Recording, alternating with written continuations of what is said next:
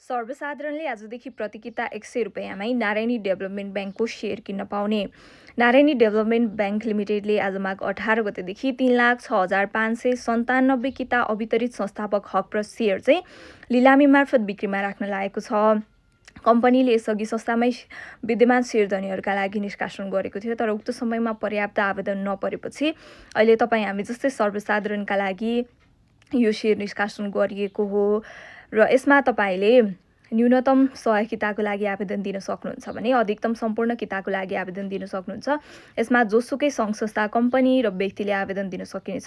सेयरको मूल्य न्यूनतम प्रति किता 100 रुपियाँ तोकिएको छ र यो अनलाइन उपलब्ध हुँदैन। तपाईँले यदि नारायणी डेभलपमेन्ट ब्याङ्कको संस्थापक सेयर खरिद गर्न चाहनुहुन्छ भने चाहिँ काठमाडौँको नक्साल स्थित धितोपत्र बिक्री प्रबन्धक ग्लोबल आइएमई क्यापिटलका साथै ग्लोबल आइएमई क्यापिटलका शाखाहरू विराटनगर, वीरगञ्ज, हेटौडा, नारायणगढ, पोखरा र बुटवलबाट पेश गर्न सक्नुहुन्छ।